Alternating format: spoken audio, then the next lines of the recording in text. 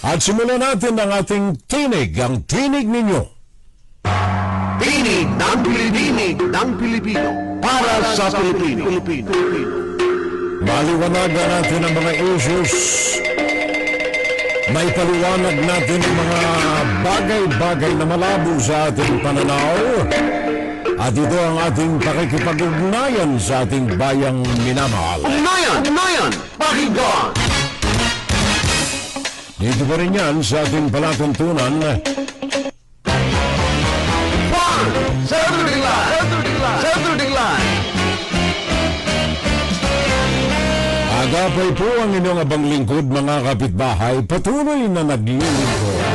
Pakinggan si Terrell Salvo tuwing Sabado dito sa FBS Web Radio para sa mga Pilipino.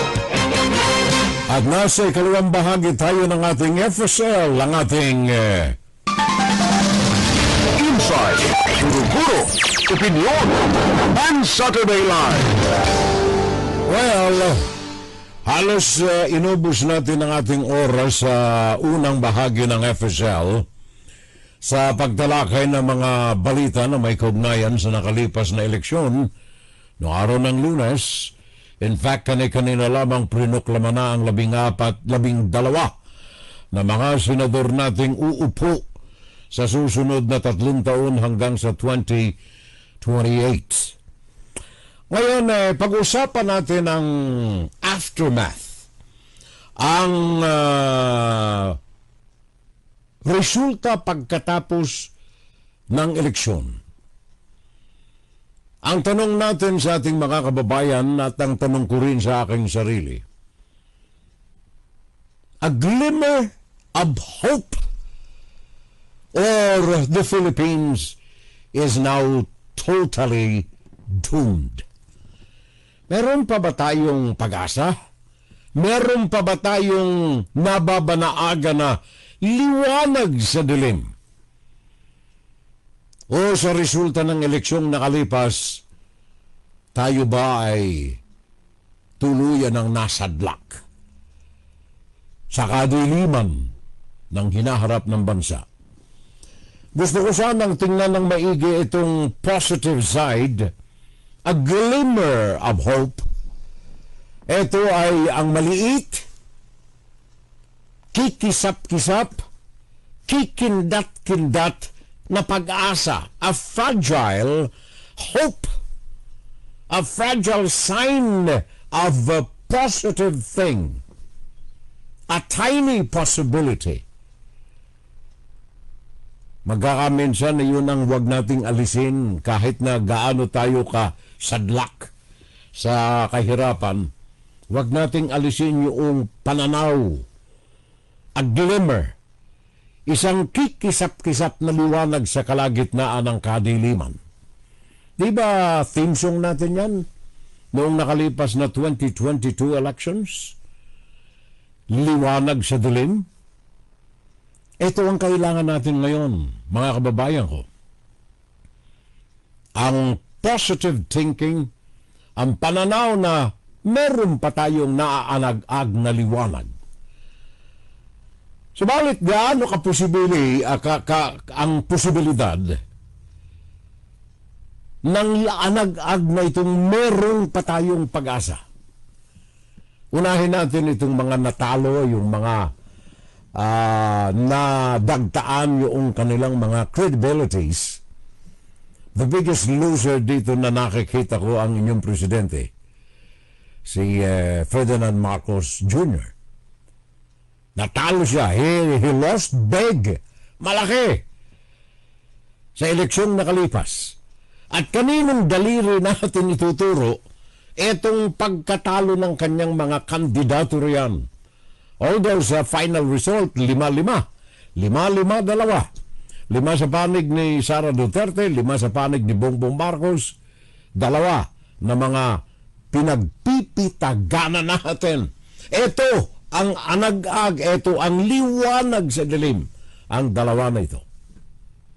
Bam Aquino at saka si Kiko Pangilinan. Pero usapan natin muna itong mga natalo. Mga natalo sapagkat kagagawan din nila. Sa kalagayan ng ating panahon sa Pilipinas, dapat lumakas ang administrasyon sapagkat kailangan nating sugpuin muna ang destructive forces na naandyan nakaamba in the guise of being an opposition. Hindi ho ito genuine na opposition eh.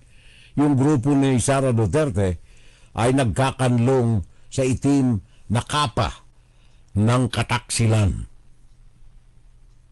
Diretsahan na tayo. Hindi ito mga Pilipino. Maging yung mga nahalal na mga nanguna, Bongo, Bato de la Rosa, hindi mga Pilipino ito eh. Maaring sa nationality, on paper, dokumentado, Pilipino sila. Pero ang pinag-uusapan natin dito, ang dedikasyon, ang pagmamahal, ang alalay nila, ang pag-alay ng kanilang sarili. Sa Pilipino ba? Hindi. Hantaran nilang sinasabi yan, Robin Padilla. Kung iutos sa amin ni Inday Sara, iutos sa amin ni Tatay Digong, gawin namin. Kakalagdarin ka namin. Robin Padilla. Oh. Hindi mga Pilipino ang mga ito. Sa pangalan lang siguro mga Pilipino. Kaya sa pagkakataon na ito, ang pagkakatalo ni Bongbong Marcos, siya rin ang may kasalanan. Bakit? Number one, pinagmamasdan natin ito simula nung ilunsad ang eleksyon at buksan ng permiso ng COMELEC, ang opisyal na paglulunsad ng mga kampanya. Nakita ko kaagad na very poor ang executive support sa kanyang mga koalisyon, sa kanyang alliance. Very weak. Hindi lamang sa suporta sa kanyang mga kandidato, kundi sa mga isyu ng kanyang kalaban. Literally, kalaban ang faksyon ni Sara Duterte o kaya ng mga Duterte. Maraming mga issues. For example, impeachment. Hanggang ngayon, hanggang kanina, ano yung sinabi ng kanyang tagapagsalita? Hindi ako makikialam sa impeachment. Sabi ni Bongbong Marcos. Well, natural, gusto niyang ipakita ni Marcos na neutral. Wala siyang kinikilingan. Kung ang kamay ng batas ay isampal sa mukha ni Duterte, so be it. Wala siyang pakialam. Hands off siya. Naghuhugas ng kamay. Kaya lamang sa mga nagmamasid, ito ay weak. Bakla na mga kataga. Bakit hindi na lamang natin sabihin, pabayaan natin na ang kamay ng batas ang umiral? Kaysa sabihin natin, hindi ako makikialam. Wala akong kaugnayan sa impeachment ni Sara. Isang bagay na nagpahina kay Marcos doon sa untimely, wala sa panahon na pag-aresto kay Rodrigo Duterte. Sa kabila ng mga pahayag ni Bongbong Marcos, wala akong kaugnayan sa pag-aresto ng ICC at hindi ko sila papayagan. Yan ay mga kataga ng doble karang tao eh. Okay. Assuming na talagang hindi ka nakikialam, huwag ka nang mayat-maya sabihin mong hindi ka nakikialam eh. Pagpapakita lamang ito ng lame duck attitude. Pagpapakita lamang ito ng kabaklaan. Kumbaga sa termino ng kalsada. Mahinang paninindigan. Impeachment ni Sara, arrest of Duterte, yun ang mga dalawang issue kung bakit yung iba riyan na dapat sana nag-iisip pa kanino ba ako boboto. Sa koalisyon ba o kay Sara? Kawawa naman yung matanda, pinabilanggo, nandoon na sa The Hague. And then, idagdag pa natin dito. Alam mo itong impeachment ito a matter of life and death ito sa alinman sa dalawang partido na ito, Sara Duterte o Bongbong Marcos. Pag ang impeachment na ito ay ipinataw na mawala sa serbisyo si Sara Duterte, katapusan na ng mga Duterte sa political dynasty. Nandiyan pa yung kanyang dalawang kapatid. Pero yung dalawang kapatid, walang mga pangalan ng mga ito eh. Ang mga pangalang naka-attach dito kay Pulong at saka kay Baste ay mga negatibo. Kaya lamang ang mga ito ay binoboto, una dahilan sa takot sa kanilang pamilya. Ikalawa, may simpatiya doon sa tatay na nadoon sa dahig. Pero kung ang mga ito ay ipatitindig ninyo ng solo, ng walang masasandalan, wala ito sa larangan ng politika. Ang kanilang ilaw dito, ang poste na kanilang sinasandalan si Sara Duterte after Rodrigo Duterte. Pero kung ito ay masasalang sa impeachment at mahuhusgahan ng positibo, tapos na. The death of the Duterte dynasty. Ngayon, kung itong impeachment na ito ay maibasura, well, sad to say, kamatayan na rin ito ng Marcos dynasty. Either way, good for the Filipino people. Sino man ang bumagsak dito sa dalawang ito ay gloria sa mga mamamayang mga Pilipino. Kumbaga, yung mga malalaking haligi ng dynasty ang may kontrol sa bansa, at least napingasan kung alinman sa dalawang ito ay matanggal sa serbisyo. Kasama na riyan yung pag-aresto kay Rodrigo Duterte. Yung mga kandidato natin na nakalipas sa panig ng alyansa ni Bongbong Marcos, mga feedbacks na natanggap natin itong mga nakalipas na mga panahon, sa panahon ng kampanya, ano ang reklamo nila? Wala silang matibay na sandalan na leader sa kanilang pangkat. Every now and then, sumasama si Bongbong sa kampanya, pero yung kanyang karisma ni Bongbong Marcos sa entablado, wala. Kaya yung mga miyembro ng kanyang mga kandidato o yung mga kandidato niya sa Kongreso, sa Senado, wala masyadong tiwala sa kanya. Yan ang katotohanan riyan eh. Lalo patigit na hindi lamang tila pabaya si Marcos sa kanyang mga alipores na mga kandidato, masyado silang naniwala sa fake news ng mga survey. Fake. Para sa akin ang survey, mga fake news sa mga ito eh. Bakit? Dalawa lamang ang dahilan kung bakit nagsusurvey ang mga survey agencies na ito. Number one, binabayaran sila ng nais na mangibabaw ang kanilang pangalan. Kunyari, grupo ni Sara Duterte, ang PDP Laban. Merong malaki, milyon-bilyong halaga ang funding ng PDP Laban, partly galing sa Chinese Communist Party in accordance sa kanilang mga agreements with the Chinese Communist Party at PDP Laban, na suportado ang PDP Laban hindi lamang ng kung ano-anong mga reglamento, kundi financial support. Kaya nilang magbayad ng mga trolls, na mga troll farms. Kaya naman nakita ninyo talamak sa YouTube, sa Reels, sa Instagram, noong panahon ng eleksyon, bawat bulatlat ninyo ng mga pahina ng mga ito, social media, majority riyan, the great majority, propaganda, galing lamang sa isang source.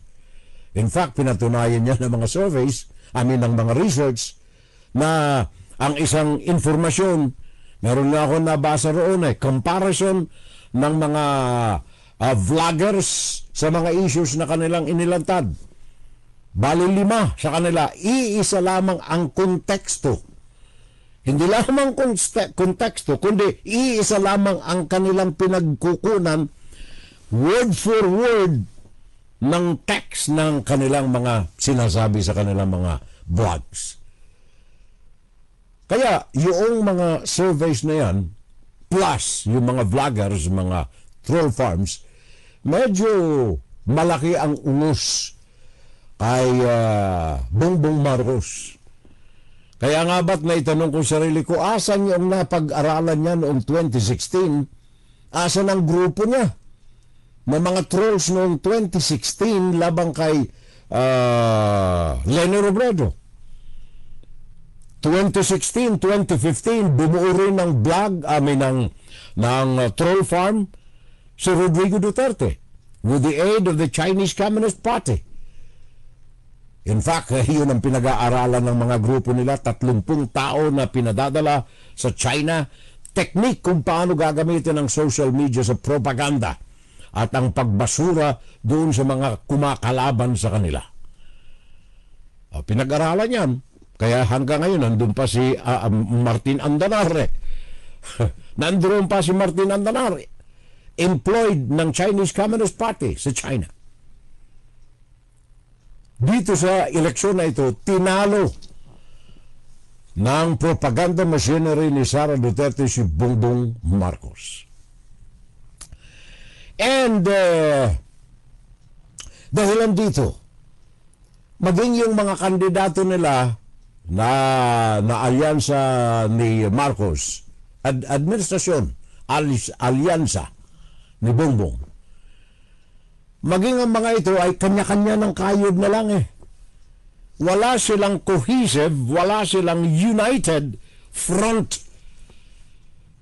Hindi kagaya ni Sara Duterte, kahit doon sa Maynila, kasama siya, kahit siya binubu, at least dala niya yung kanyang mga kandidato. Si Bongbong Marcos, sayang yung coalition, yung alyansa na kanyang pinabayaan. Ito, hindi lamang ito ang ating feeling, kundi yun mismo ang feedback na nakuha natin galing sa mga kandidato ni Mr. Marcos. Yung mga napasamang limariyang kanya-kanyang kayod ang mga ito. In fact, kung tatanungin ninyo bakit si Camille Villar umalis doon sa alyansa ni Marcos, sabagat nakita ng mga tacticians, nakita ng mga evaluators, nakita ng mga research groups hired by the Villars, pag-aralan ang galaw sa butuhan. Sabi nila kay Camille Villar, iwanan mo na ito. Talo ka riyan kasi ang makinarya rito hindi solido. Half-cook ang attitude ni Marcos doon sa alyansa. Samantalang kay Sara Duterte talagang dinedefensahan niya ng husto dahilan sa isang dahilan lamang. Kung bakit nais ni Sara na kanyang proteksyonan solo na pangunahan ang grupo ng PDP laban, iisa lamang ang dahilan niyan. Labanan, pabagsakin si Ferdinand Marcos Jr. Yun lamang. Hindi sa Pilipino. No. Walang kaugnayan ang mga Pilipino riyan. Personal na laban ito ni Sara Duterte kay Bongbong Marcos. And unfortunately, si Bongbong Marcos ay talo dito sa pangyayari na ito. Sabi nga ng isang nakausap ko, pare ko, yung liderato ni Bongbong sa eleksyon, walang diin Walang diin. I don't know kung anong ibig niya sabihin ng walang diin. Walang pressure. Kumbaga, ito ang pagkain, isinaboy sa mga manok. Bahala na kayong tumuka. Kung ayaw niyong tumuka, diwag. Yun ang attitude na nakita ng taong bayan. Kaya maging yung mga kandidato ni Marcos, kanya-kanyang kayod na lang. Sad thing is, may mga kandidato si Marcos na nag-rely, sumandal sa resulta. Okay tayo. Maganda itong survey natin na ito. 10. Kasama tayo. 10 tayo sa alyansa. Iniwanan sila ni Camille Villar. Alam mo, itong isa pa. Si Amy Marcos at Camille Villar. Makakasama ito doon sa alyansa ni Marcos. And to think and to know that Amy Marcos is 100% pure-blooded sister ng presidente. Napakalaking sampal ito kay Bongbong Marcos na nanduroon siya sa kampo ni Sara Duterte. Tapos, walang ginawa si Mr. Marcos. Dito nakita ang kahinaan ng liderato ni Bongbong Marcos. Wala, kapatid niya. Okay, granting na panganay. At dapat respetuhin ng panganay, sabi ng ating pagkaugalian na good manners and right conduct. Pero ang nakataya rito, ang pangalan mo eh. Anong sabi ni Amy Marcos? Hindi kami nagkakausapan ng aking kapatid eh. Ito naman si Amy Marcos, dahilan sa pagkahagas, pagkagutom nito at pagkaswapang nito sa politika, pinabayaan ang reputasyon ng buong pamilya. Doon siya sa kabila. Nagpahina ng husto ng respeto kay Bongbong Marcos ang pagkawala ni Camille Villar at Amy Marcos. Di bale na dito kay Camille, kay Amy Marcos na, kapatid. Binaboy siya ng husto. Gumawa pa ng committee hearing doon kay ICC case ni Rodrigo Duterte. Malaking sampal kaliwat kanan na mukha ni Bongbong Marcos. Pagkatapos, hindi niya opisyal na inalis sa kanyang lineup yung dalawa. Camille Villar, pinabayaan niya namangka sa dalawang ilog itong dalawa. Anong klaseng liderato yan? Nakakita mo na, nakataya rito ang dugo, pawis, at saka pera. Prestigyo ng inyong posisyon bilang presidente. Wala kang sinabi. Iniwanan ka ni Villar, dala mo pa rin siya. Anong klaseng liderato ito? Kaya diyan na-diskaril ang reputasyon ng inyong presidente. Dagdagan pa natin ito ng kamay ng Chinese Communist Party sa mga troll farms na nabanggit ko. Naalala ninyo yung Infinitus? 930,000 paid in September of 2024. Diyan yan sa mga troll. Diyan yan sa mga propagandista. Pagkatapos wala tayong nagawa, pinabayaan natin at the guise of ako ay independenteng presidente, ang aking liderato rito ay matayog. Pinabayaan natin. At pinabayaan natin na mamayagpag ang mga fake information sa bansang Pilipinas. Survey. Alam naman natin ang survey. Binayaran niya ng Chinese Communist Party. Kasama yan ng propagandaan ng Infinitus. Naniwala tayo. Siguro si Mr. Marcos nabulagan din yung mga propaganda na sapagat sila'y nagbayad din ng mga surveys, naniwala sila sa survey. Bakit ko sinasabing ito ay mga organisasyon na pera rin ang hanap ng mga ito eh? Ang mga ito ay negosyo, hindi yung mga survey para sa katotohanan talaga. Kung sino nagbayad sa kanila, sa mga research agencies na ito, yun ang kanilang papaboran. Matagal tayo sa advertising maging dito sa Amerika. Maging kasama ako ng pinakang malaking advertising organization dito sa Estados Unidos, ang Comcast Cable Television Advertising. Mahabang panahon ang ginugol ko riyan. Ano ang sikreto ng mga research na ito? Research, kunyari, hired by Sara Duterte. Malaman kung ano ang standing ng kanyang mga kandidato. Ang 10 sa kanyang mga kandidato sa PDP laban. Kinuha ko itong Salvo Agency, research agency. Ako, meron akong mga targeted field na yung mga areas, district. Kung ang gusto kong manalo ay mga PDP laban, ito ang isusurvey ko, itong mga alam kong mga prominente na mga lugar na mga PDP laban. Kaya ang resulta, although it is good, PDP laban, maganda ang mga resulta, pero wala ka sa tunay na pulso sa kalsada. Sa mga targeted na yung mga pupuntahan ng yung mga researchers gustong bumango ang pangalan ng PDP laban. Ito, Area A, Area C, Area F, Area X, ito ang mga areas na predominantly PDP laban population. Doon kayo pumunta. Siyempre, resulta niyan may positibo sa PDP laban.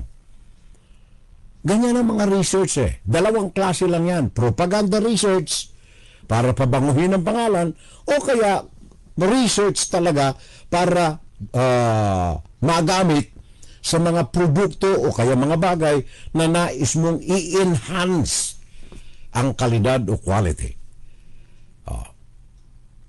Ito, talo si Mako dito walang saysay o mga sinabi mga unity na yan. Pinatunayan na natin time and time again na yung mga unity na yan ay panahon lamang yan ng kampanya. After that, wala na. Now, dito po sa dalawang ito nakita natin, wala tayo nakikita ritong loyalty for the Filipino people. Wala sa kanila yung of the Filipino people, for the Filipino people, and by the Filipino people. Maliwanag naman yung sinabi ni Robin Padilla. Ito ang maliwanag na halimbawa na mga tao na kasama riyan sa PDP laban na ang loyalty is not for the Filipino people but for the Duterte family kay Tatay Digong. Hindi sa akin galing yan. Mismong galing yan sa bibig ni Robin Padilla. Pinupuwersa kami lahat ng mga supporter ni Digong. May contempt po kayo. Pero hindi po namin ginagawa. Bakit? Walang order sa amin na ipakontempt kayo. Ayun. Kung galing lang to kay PRRD o galing kay BP na pakontempt tayo, kukontempt kita, boss. Baka ako pa magsabi na ako hahatak sa'yo. Okay po na. Robin Padilla ng typical na mga opisyal ng pamahalaan sadyo siya nasa legislative pamantin. Nanunungkulan dyan. Pero wala ang loyalty sa inyong mga Pilipino. Yun ang dagta, yaan ang kalawang ng mga political dynasties. Ngayon, dun sa question natin,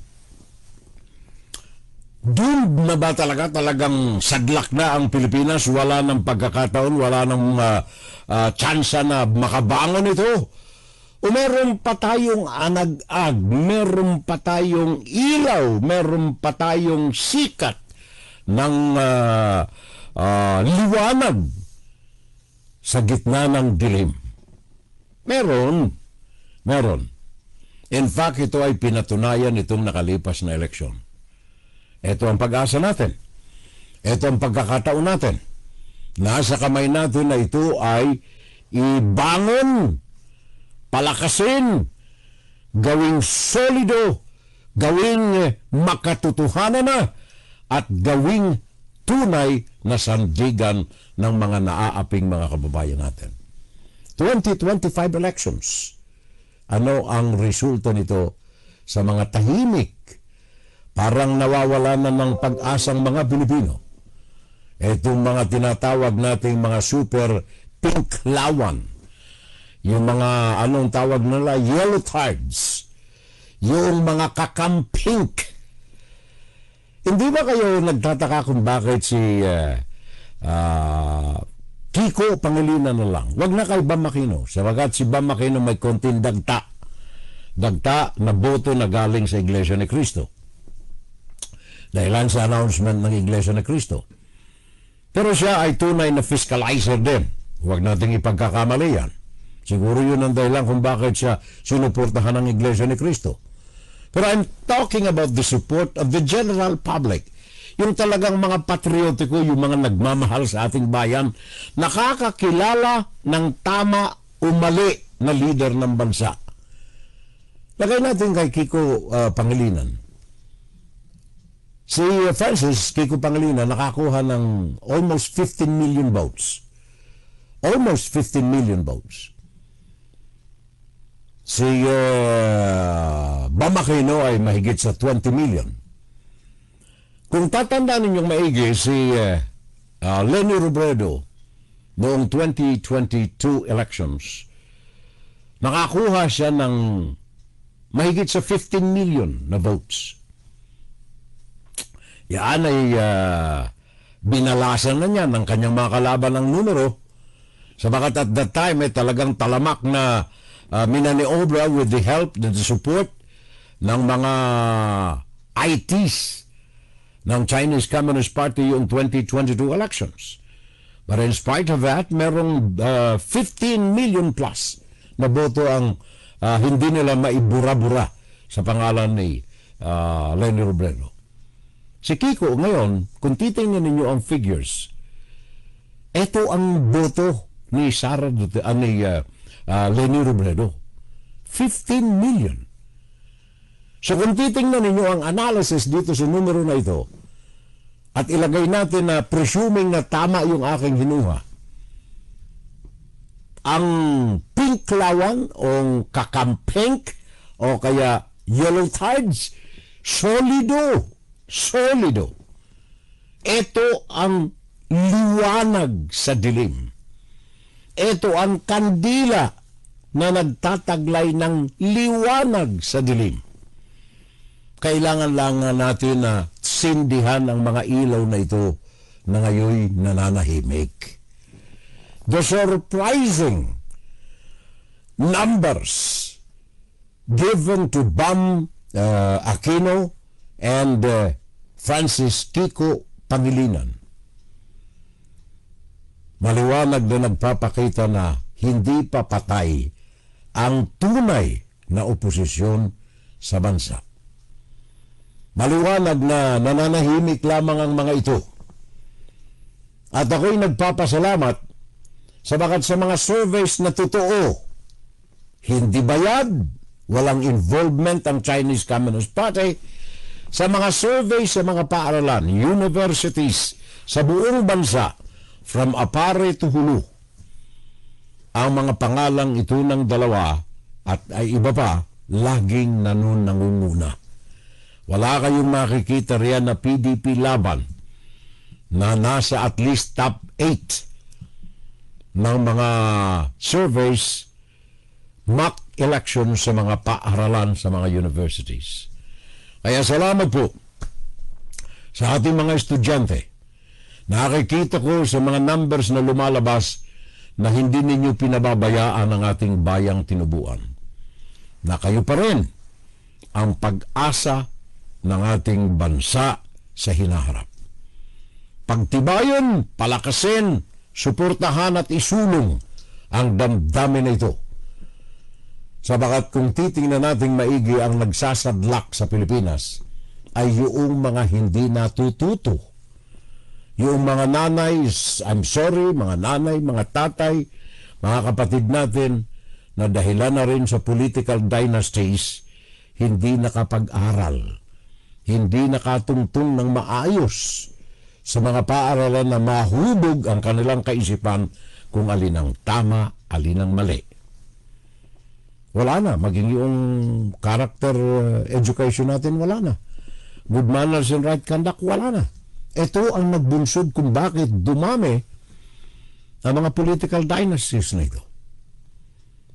Noong 2022 elections, ang survey noong presidente na election ng presidente, yung mga dynasties na ito ay ikumpara mo sa ngayon mas malala ngayon. Subalit sa kabila nito, nanaig pa rin ang boto ng mga kabataan. Kaya ako'y siya nagpapasalamat sabagat ang dalawang sektor na ito ng ating lipunan, ang mga kabataan at ang mga binansagan na mga kakampink, binansagan na mga pinklawan, binansagan na mga yellow cards. Bagamat sila nasa sa sulok lamang, pero solido pa rin ang kanilang bloke, ang kanilang black power. Naandyan pa rin yun ang tactical weapon na nakalaan para sa hinaharap ng ating bayan.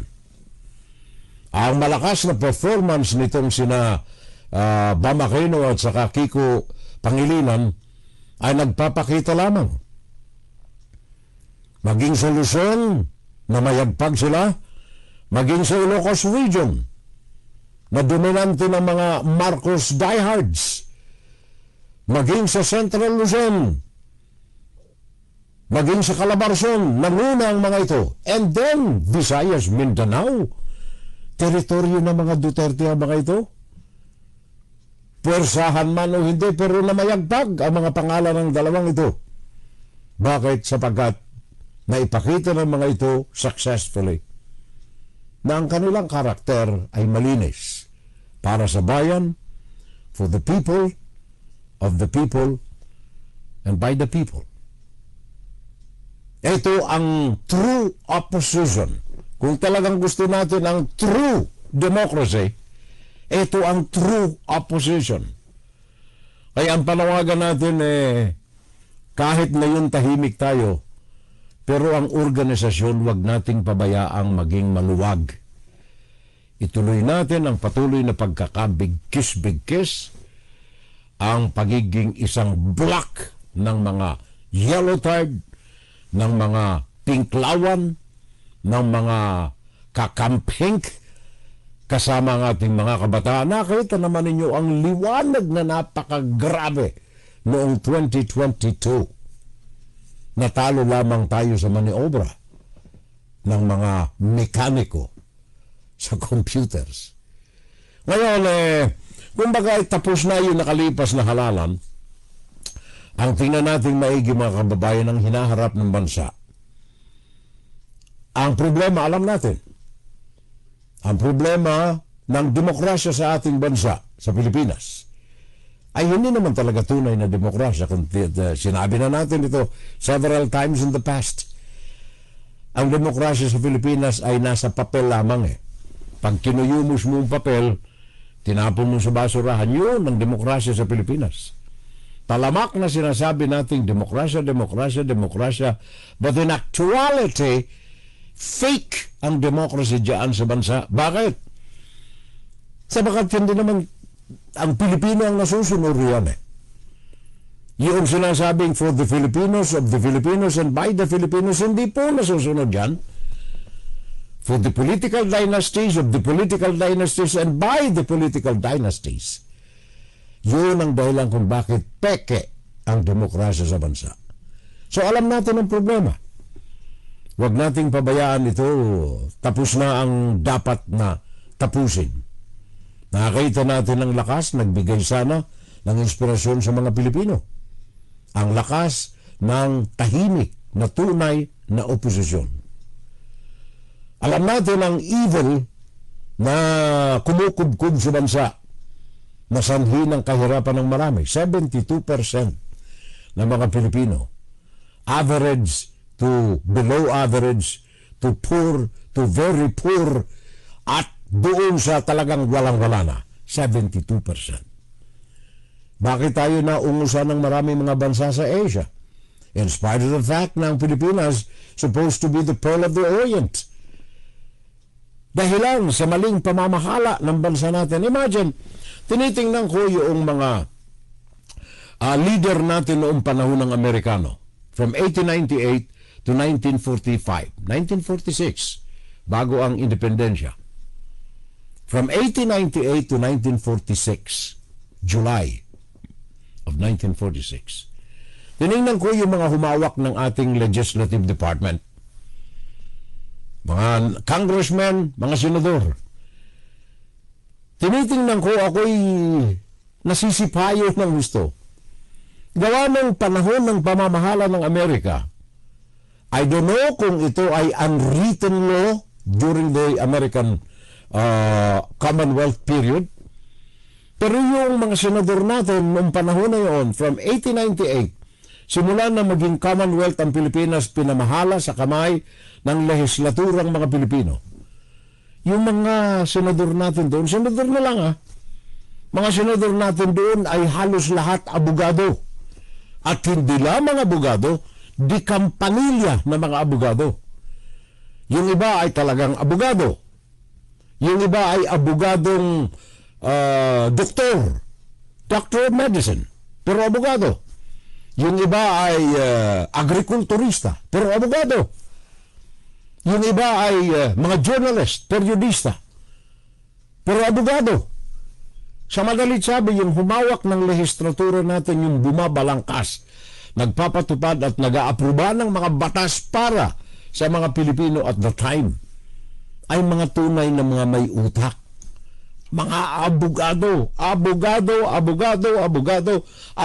agrikulturista, abogadong periodista, abogadong doktor, abogadong inhenyero, abogado, Congress, Senate. Ngayon, ano ang mga pangalang nakita ninyo ngayon? Mga pupungak-pungak na mga artista. Robin Padilla, Bong Revilla. Buti na lamang ibinasura ninyo si Revillame. Buti na lamang ibinasura ninyo si Philip Salvador. Ganyan kabastos na ang legislative department ng ating bansa. The evil of democracy sa ating bansa. Kaya ngayon, marami tayong mga obstructionists. Hindi naman opposition ng mga ito eh. Mga obstructionist ng mga ito. Bakit? Sa mga tumiiral ang tinatawag nating dynastiya na siyang nagpapaupo sa mga tao na kursunada nila, mga cronies nila na nais nilang makasangkapanan sa pagpapatakbo ng gobyerno wherever they go. Evils of democracy in the Philippines. Nandiyan yung pagdaw-daw ng Chinese Communist Party. Matakan mo, maging sa media natin, talamak ha? Nangangalandakan yung mga anong tawag nga, yung mga mga foundations, kung ano-ano, media organization, kung ano, mga Chinese. Pure-blooded na finances nang gagaling sa mga ito. Naandyan ang mga educational research kung ano-ano. Naandyan ang Confucius. Naandyan ang mga, anong tawag niyan? Coffee conference or something dyan sa Quezon City. O Inchik ang nagpapatakbo riyan eh. I don't know kung yung humahawak dyan ng programa sa television sa government station, naandyan pa. Ang mga ito ay mga obstructionists. Hindi ito mga dugong Pilipino para sa mga Pilipino. Ang tangan-tangan ito ay mga goons, guns, at mga gold, pera na kinakasangkapan nila sa pagsulong ng kanilang mga agenda. So bayan ko, alam natin ang problema. Alam natin ang evils of democracy diyan sa bansa. Ang kailangan na lamang natin ay solution. Paano natin babaguhin ang takbo ng bansa? At sabi ko na nga ito nakalipas na eleksyon ay maliwanag na may ipinakikitang anag-ag ng ilaw. Maliwanag na may pinakikitang pag-asa. May naipakikitang sindi ng kukunting aandap-andap na liwanag sa dilim. So we have a glimmer of hope. Ang kailangan lang natin ang kumilos. What to do? Ano ang kailangan nating gawin? Ano ang kailangan nating gamot dito sa problema ng demokrasya sa bansa? Unahin natin ang political dynasty. Nakikita ninyo, grabing-grabe ang away ng dalawang ito. Sara Duterte and the Duterte families, Bongbong Marcos and the Marcos family.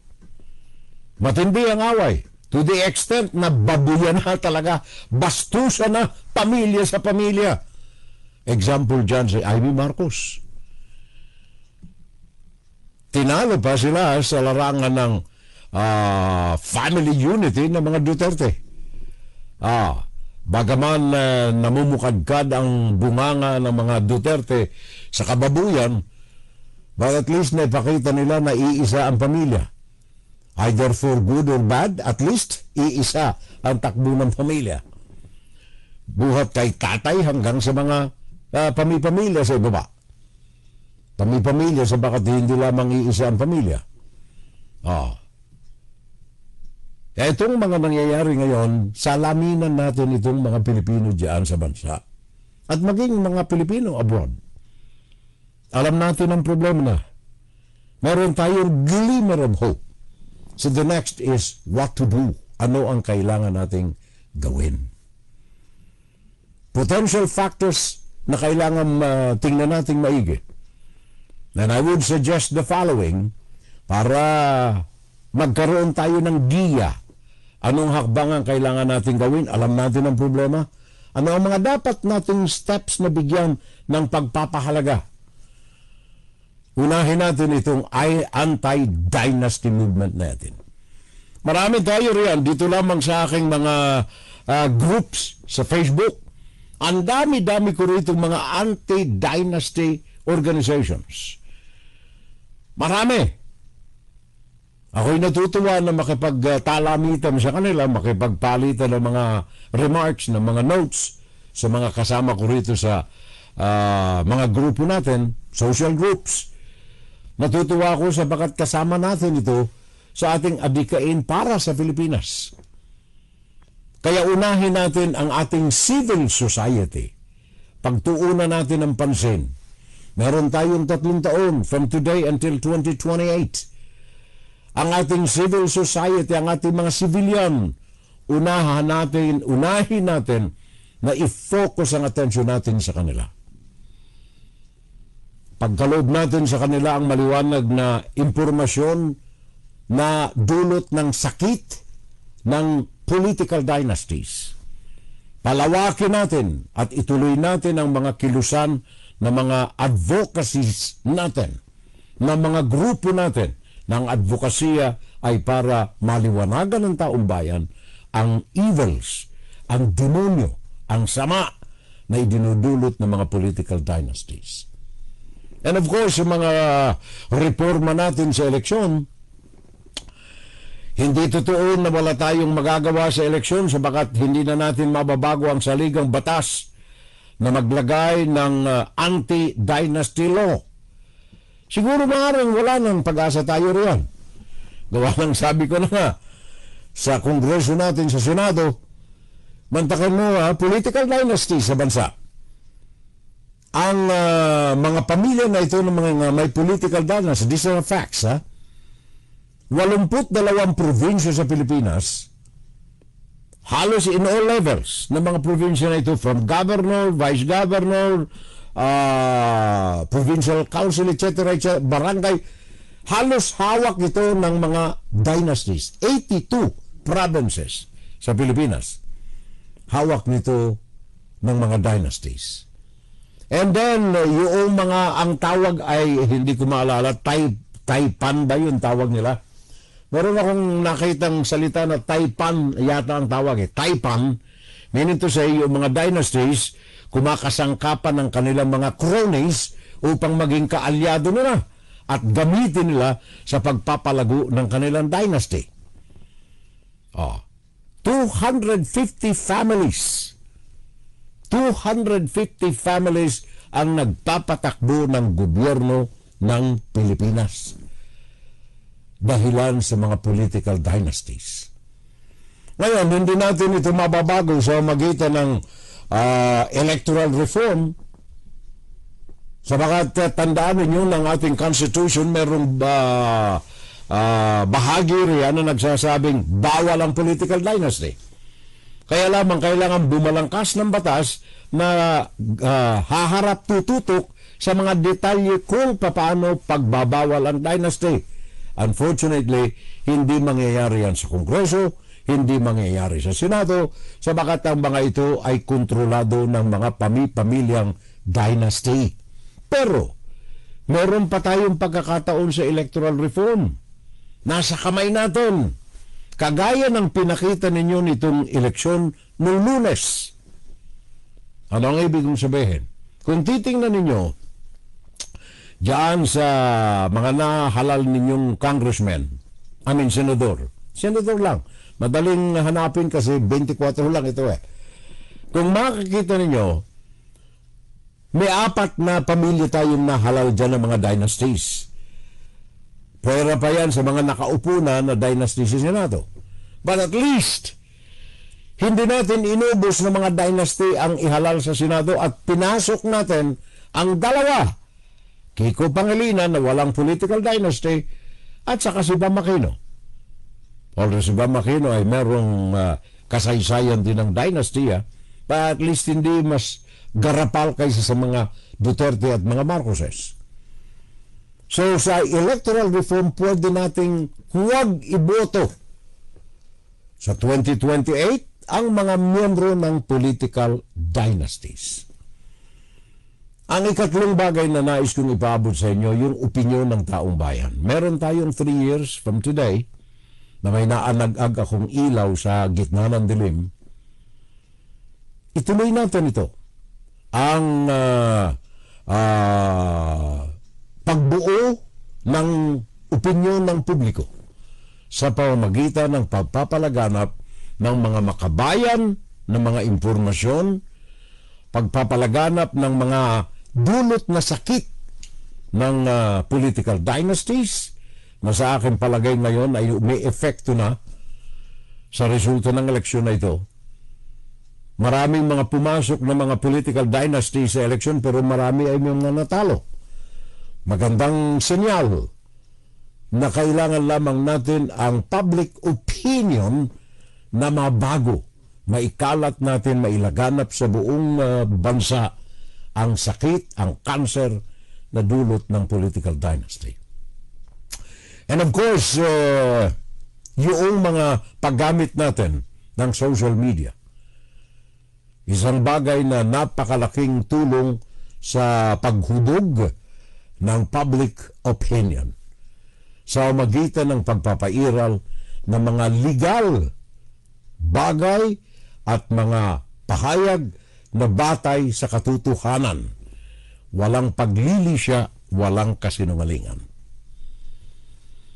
Ito po ay ilang mga bagay na pwede natin gawin na simula natin ngayong 2025. Ipakita natin na ang dynasty ay isa lamang sa mga sanhi na mga kasiraang nararamdaman natin sa ating kapaligiran. Again, para malaman ng ating taong bayan, 80% ng ating mga governors kabilang sa mga political dynasties. Kung asa man tayo ngayon, tingnan natin maigi sino ba ang gobernador natin. Villapuerte. Fuente Bella. Buch. Anong pangalan ng ibang mga kanyan? Padilla. Tingnan natin maigi. Philippine political dynasties. Tingnan natin kung sino sa kanila mga namamayagbag. Sabagat ang dulot ng 80% na ito ng provincial governors, by the way, naalala kong bigla. Pag ang gobyerno, ang gobernador ninyo ay nabibilang sa dynasty, tingnan ninyong maigi. Ano ang accomplishments ng mga ito dyan sa inyong lugar? Ilang dekada nang nakaupo ang pamilyang ito, ano ang nagawa nila sa inyong lugar? Diyan natin simulan ang pagpapamulat sa mata ng taong bayan sa evils, sa demonyo, sa sama na idinudulot ng political dynasty. In fact, yung mga kinatawa natin sa Kongreso, sa Senado, madali nating makikita sapagat nakalathala sa mga gazet ang kanilang mga ginagawa . Madali nating makita sapagat dokumentado sila ba'y nandiyan para lamang kumita, magbulsa ng pera ng taxpayers money, o talagang may nagawa sila. Either way, kung ito'y nabibilang sa dynasty, it's time for them to go. And then mga alkalde natin, Ano ang record dito? Mga alkalde sa bansa, 53%. 53% ng mga alkalde sa Pilipinas kabilang sa dynasty. Di ko nga pala nasabi yung mga congressmen at senador natin, ha? 67% House of Representatives, mga nabibilang sa mga dynastiya. 67%. And then sa mga senador natin, the same. Naragdagan pa ang mga ito ngayong mga nakalipas na 2022 elections. Ngayon, medyo apektado sa pagkakaalam na ng taong bayan sa masamang epekto ng political dynasty. Nitong 2022, ang Senado ay 13% na mga senador ay nasa political dynasty. So dito natin simulan ang mga hakbangin natin ngayong tapos na ang 2025 elections. May nakita tayong konting anag-ag, konting sikat ng liwanag sa kalagitnaan ng kadiliman. Sabi ni paring June D.T. Valencia, Taipan is a foreign-born senior business executive. Ayun. O nga pala, maalala ko. Ito yung mga dati ay mga cronies ng mga political dynasty ng mga Pilipino. Ginamit nila sa eleksyon, nagkaroon ng pangalan, and then nakasama na nila, kabilang na sa kanyang political dynasty. Kagaya ng mga leader natin dyan sa Catanduanes, sa Masbate, ito ang mga Taipan. Ito ang mga nagsimula sa pagiging mga cronies. Nagsimula sa mga negosyo, yumaman sa negosyo, ginamit ang kanyang kayamanan sa pagiging leader sa lugar na kung saan siya ay yumaman. There you are. Naalala ko na ang ibig sabihin ng Taipan.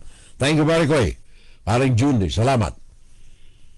So ito ang nakidawdaw na sa politika sa bansa na lalo pa na nagpapalala sa dinastiya ng Pilipinas. Marami pa tayo dapat pag-usapan, mga kapitbahay, ka lamang, ala na tayong oras.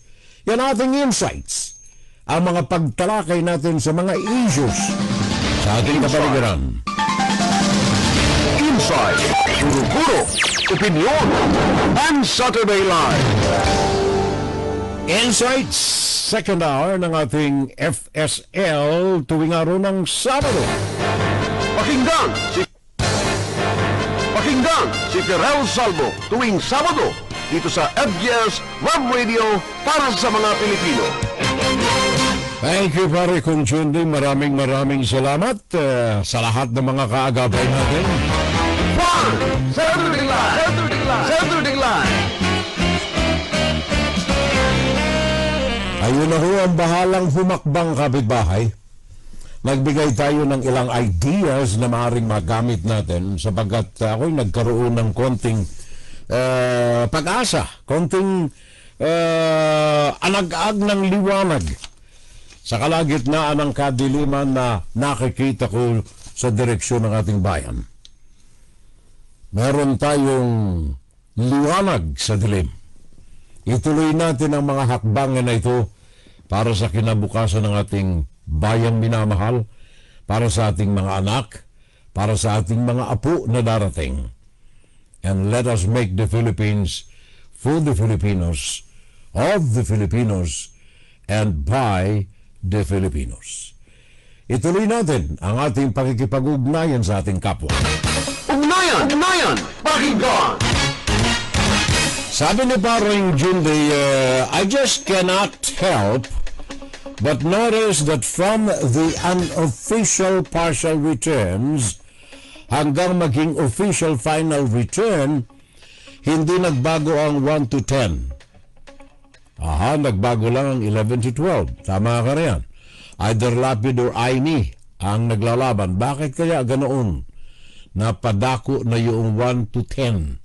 nakapako na ang 1 to 10. Well, yung iba rin, iboto ko kaya si Aimee. Hindi. Kasi bastos siya sa kanyang pamilya. Wag na. Dito na lang ako kay Lapid. Pero hindi. Wag Lapid. Yun ang nangyari, pare ko. Kaya gano'n Kaya nagsisiso yung dalawa. Alam mo kung wala ang Ilocos, wala si Aimee. Dito sa FGS Web Radio para sa mga Pilipino. Namamangka sa dalawang ilog ika nga. Sabi ni parang June de Valencia, playing safe si Aimee kasi. I think. Hindi lamang I think pare ko, kundi totoo. If Bongbong will fall, then she is safe. And the group of Sara. If not, younger brother niya ang presidente, safe pa rin siya. Ate siya namamangka sa dalawang ilog. Ano ito? I think aninag is better than anag-ag. Yes, pare ko Sabi ni paring Junde, ba mga kayo ito, aktibong-aktibo si pare ko by the way, sabi niya, sibling of political dynasties were emphasized in the early part of the problem. May I just add, since these two siblings were not mentioned, I am talking about Bongbong and Aimee, President and Senador na magkapatid. Ngayong puro abogadong pulpul ang mga senador natin. Naaaninag na ilaw sa dilim. Sabi ni Baron Jr. Romeo Abrohina Floria, sabi niya, good morning, Furel. Tama kayo riyan. God bless, Philippines. Thank you. Okay. Salamat. At saka si Rosel Chua. Magandang gabi po. Sabi ni Rosel. Thank you, Rosel. And to you also, magandang gabi rin. At saka kay paring Nanding, good morning. Fernando Diego Constantino. At saka si paring Junior Dal. Appointed by Aimee Marcos, taksil na kapatid. Si Aimee. Sabi ni paring Junior Dal. Si Maring Cynthia Pear, sabi niya, marami ang nanalo na hindi dahilan sa kakayahan nila, kundi dahilan sa mga namimigay ng ayuda, ng pera, hindi kailangan ng ating bansa.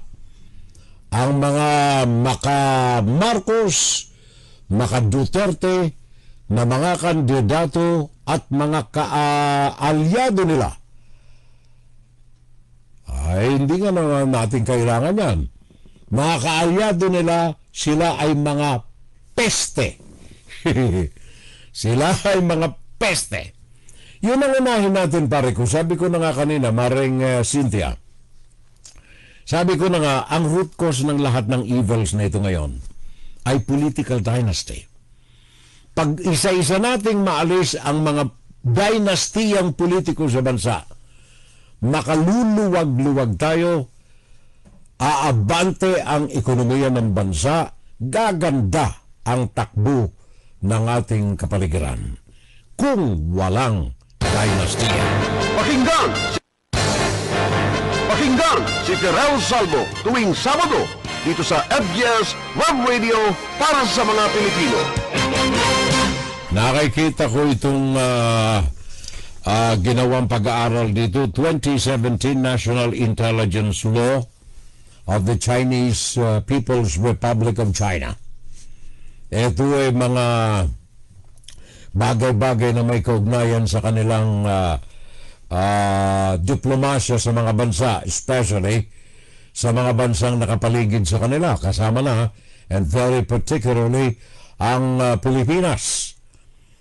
Dito ay nakasaad, obligado ang lahat ng mga Chinese citizens at mga organisasyon na makapag-cooperate sa Chinese Communist Party kung saan man sila nandoon.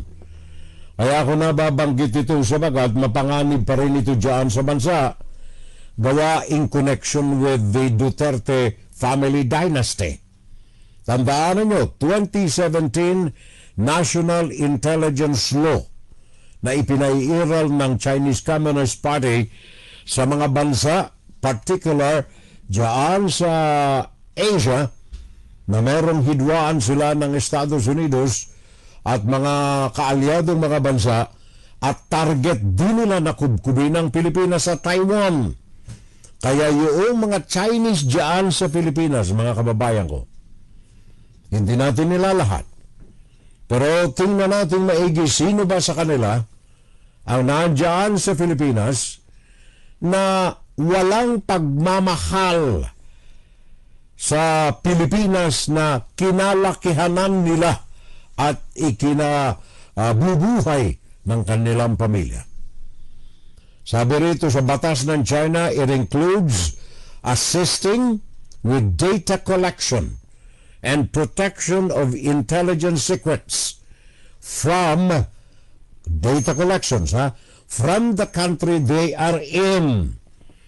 Kaya yung mga Chinoy natin dyan sa Pilipinas, hindi natin nilalahat, pero tingnan natin maigi. Especially ang kanilang mga social media accounts. Makikita natin dyan kung sino ang ginagamit lamang ng mga ito ang Pilipinas para sa kanilang pangsariling kapakanan. Again, from the National Intelligence Law of the People's Republic of China, that means the Communist Chinese government, the law also requires companies, ito yung mga kumpanya, for example, dyan sa Pilipinas, requires companies to cooperate with the national security agencies of the Chinese Communist Party, including training staff and providing counter-espionage equipment. Sa madaling sabi, natatandaan ninyo yung ibinulgar ni Tolentino, yung Infinitus. Dapat ito ay bilanggo na itong mga leader dito Infinitus. Sabagat ang mga ito ay gumagamit ng pera from the Chinese Communist Party through the Chinese Embassy in the Philippines. Nakita ninyo yung cheque, 930,000 Philippine money from the Chinese Embassy. At ito ay para sa propaganda dyan sa bansa. Tandaan ninyo, merong 27 National Intelligence Law ang People's Republic of China ng pang-espiya, pang-tiktik na dapat pagtibayan ng mga Chino na nasa ibang mga bansa at in our case, dyan sa Pilipinas. Pinaalala po lamang natin yan para sa inyong mga kaalaman. Magmatsyag,